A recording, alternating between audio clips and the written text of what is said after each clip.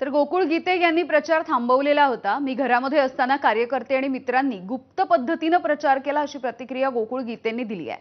माझ्या कार्यकर्त्यांनीच ही निवडणूक माझ्यासाठी जिंकून दिली। मी मुंबईला जाणार नसल्याचं देखील गोकुळ गीते यांनी स्पष्ट केलंय। दराडेंनी लोकांचा विश्वास गमावला, त्यामुळे त्यांचा पराभव झाल्याचं वक्तव्य देखील गोकुळ गीतेंनी केलंय। गोकुळ गीते आपल्या सोबत आहेत। आपला विजय झालेला आहे। महायुतीचे उमेदवार नरेंद्र दराडे यांचा आपण पराभव केला।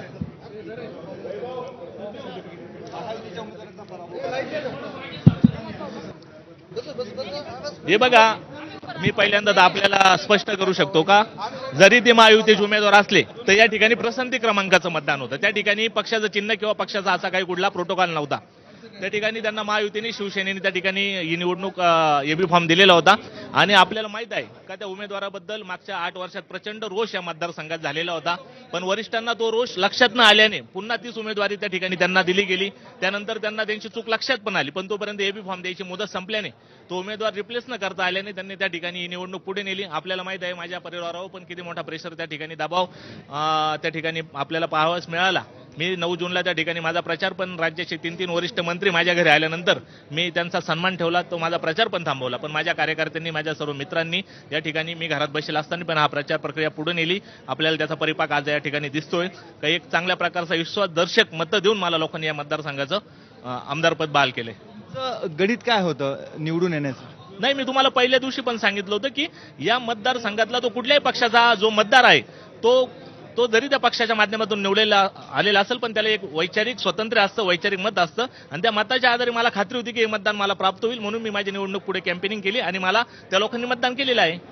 जवळपास 466 मतं ही महायुतीच्या बाजूला होती। तुम्हाला 357 मतं मिळालेली आहे।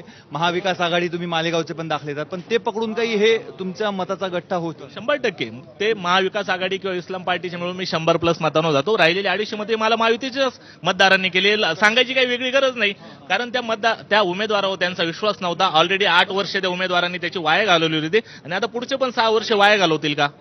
त्यामुळे त्या ठिकाणी त्या सगळ्या मतदारांना गोकुळ गीतेंच्या रूपाने एक विश्वासक चेहरा दिसला असेल आणि मला मतदान केलं। 188च्या आसपास भाजपची मतं होती, 171 शिवसेनेची मतं होती। कुठली किती मतं मिळाली ते तुम्हाला? नाही मला सांगता येणार, ते कसं काय मी सांगू शकतो? आता गुप्त प्रक्रिया असते मतदानाची। पण मला ज्या लोकांनी मतदान केलं आणि ज्यांनी नाही केलं त्यांचे पण कामं करण्यासाठी मी बांधील आहे। उदय सामंतांचा निरोप आहे, तुम्हाला मुंबईमध्ये बोलवलंय, तुमच्यासाठी विमान देखील मी आहे। बाहेर गेल्याशिवाय तो निरोप कोणाकडे आलाय, काय आलाय मला माहित नाही। मी बाहेर गेल्यानंतरच मला कळेल। तुम्ही जाणार? आता मला पहिलं तर आनंद उत्सव, माझ्या आई वडिलांना भेटायचे, कार्यकर्ते त्या ठिकाणी वेट करताय माझा बाहेर, त्याच्यानंतर पुढची दिशा ठरू। जर तुम्हाला शिवसेनेमध्ये ऑफर मिळाली, तिकडनं आमंत्रण मिळालं तर तुम्ही जाणार का? तो निर्णय मी कार्यकर्त्यांना सोपवलाय। कार्यकर्त्यांनी सांगायचं का आपण कुठल्या पक्षात जायचं।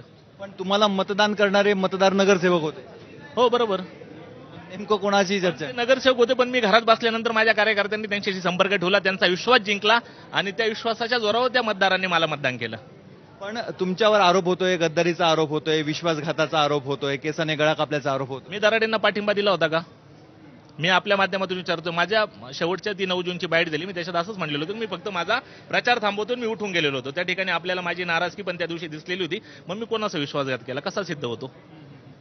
तुमच्याकडे 3 मंत्री आलेले होते। विश्वासघात दराडेंनी या मतदारसंघातील मतदारांचा मागच्या 8 वर्षात केला, त्याचा हा परिपाक आज त्यांना पाहायला मिळतो। त्यांनी पराभव पचवून घ्यावा आणि पुन्हा कामाला लागावं। अजून त्यांचा आहे, अजून पुढच्या 6 वर्षांनी पुन्हा यावं, त्यांनी लढावं। तुमचे बंधू गणेश गीते यांच्यावर प्रचंड दबाव होता या संपूर्ण निवडणूक प्रक्रियेत। माझ्या पूर्ण कुटुंबावर दबाव होता आणि राहणार होता, तेवढा अधिकार आहे। त्या लोक आमच्यावर प्रेम करतात। आपल्याला माहित आहे का, सगळ्याच मंत्री स्तरावरचे जे काही लोक होते त्यांचे आणि आमचे संबंध चांगले राहिलेले आहेत।